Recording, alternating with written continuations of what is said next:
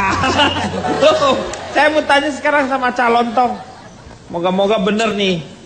Baiklah, definisi dulu. Apa sih cerita rakyat? Anda tahu nggak? Enggak. Nih saya kasih tahu. Cerita rakyat itu ada 2 unsur. Oh, enggak. Judes amat Pak, nggak boleh gitu dong Pak. Ngomong lagi. Belum Pak, saya belum ngomong. Belum ngomong. Apa cerita? Cerita adalah tuturan yang membentangkan bagaimana terjadinya suatu hal atau peristiwa. Apa rakyat? Rakyat itu penduduk suatu negara. Jadi cerita rakyat adalah tuturan yang membentangkan bagaimana terjadinya suatu peristiwa atau suatu hal yang ada berkisaran dalam penduduk suatu negara. Artinya apa? Cerita rakyat itu bisa menunjukkan identitas atau asal seseorang. Ada 3 unsur cerita rakyat yang baik kita berikan pada anak-anak kita. Unsur pertama apa? Unsur kedua kapan? Unsur ketiga di mana? Unsur pertama apa? Apa? Apa itu apa?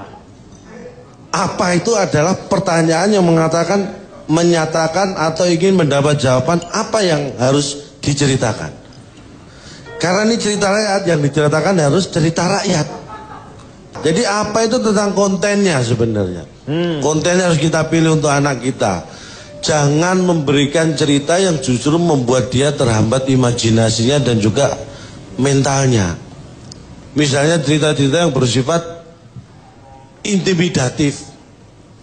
Misalnya cerita horor, cerita serem yang fiktif semata sehingga membuat dia hanya takut yang kita dapatkan pada anak, bukan pelajaran. Itu nggak boleh. Setuju saya itu. Setuju. Kok sepertinya Anda juga sering. Anda sering melakukan itu kepada saya. Sekarang saya ingin balas dendam kepada Anda. Saya survei 100 orang. Yang 3 pergi ke WC, jadi tinggal 97. Yang 2 WC juga. Ngapain? Nyebokin yang 3.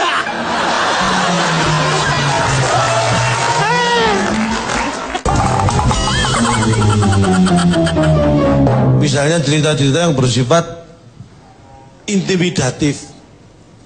Misalnya cerita horor, cerita serem yang fiktif semata sehingga membuat dia hanya takut yang kita dapatkan pada anak, bukan pelajaran. Itu nggak boleh.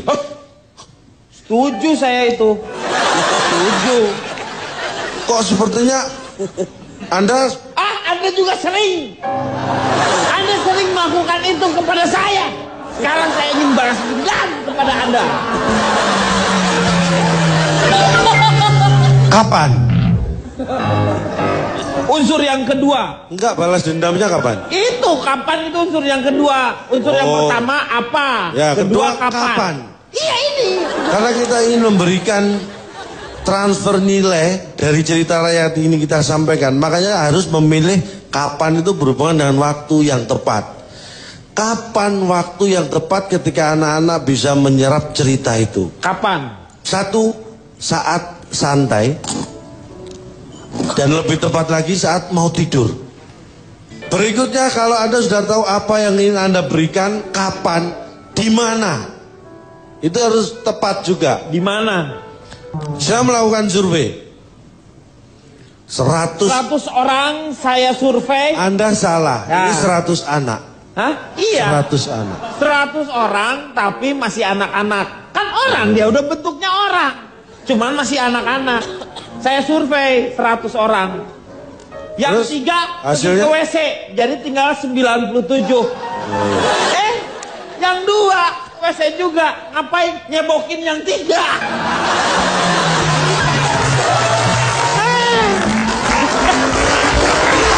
Oke. Saya ingin mensurvei cerita rakyat sebagai pengantar tidur itu apa sih efeknya? Ini saya survei 100 anak. Nah ini nggak ada hasilnya. Teganya lu diceritain di sini nggak ada hasilnya. Lu nggak, karena gini, dari 100 anak yang saya survei tadi, ternyata sudah tidur.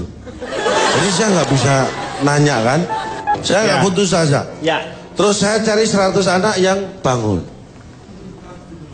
Saya dapat jawaban dan ternyata mereka nggak ada hasil juga. Karena sebelum tidur mereka ternyata nggak diceritain sama orang tuanya. Efeknya nggak dapat. Akhirnya saya kumpulkan. Hasilnya aja deh, hasilnya apa? Ini. Hasilnya apa? Ini. Ya ini apa ini? Hasilnya saya mendapatkan 100 orang tua dan 100 anak. Saya minta orang tuanya cerita pada anaknya saat menjelang tidur. Nggak ada hasil juga. Apa? Karena saya yang mensurvei justru saya yang tertidur mendengar cerita itu. Itu masalahnya di lo itu.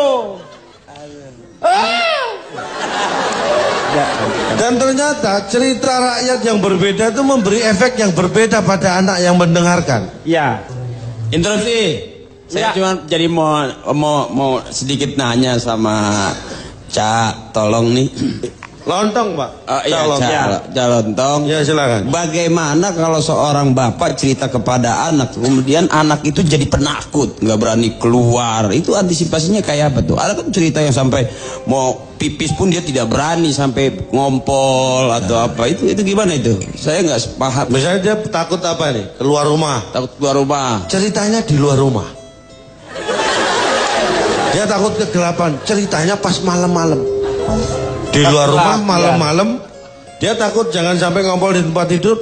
Ceritanya di teras. Iya benar-benar. Itu. Iya. Harus mikir. Ya. Jadi momen tepat kapan di tempat mana itu pengaruhnya di situ tadi. Iya. Jadi intinya itu tadi. Intinya apa? Kapan dan di mana itu sangat besar pengaruhnya. Iya. Ya. Pak. Ya. Iya. Saya mengerti sudah 3 unsur tersebut yang mempengaruhi sebuah cerita rakyat itu, bukan Pak. begitu? Bukan begitu kan? Iya, Pak. Iya, itu yang Anda gini, saya ini mohon maaf, saya juga bisa menilai saudara Riko ini misalnya. Iya. Dia pasti dulu sering dapat cerita apa dari orang tuanya, saya tahu. Cerita apa? Seandainya saya tahu orang tuanya, saya bisa tanya kan. Semua orang juga gampang. Kalau kayak begitu langsung aja nanya. Tapi saya sangat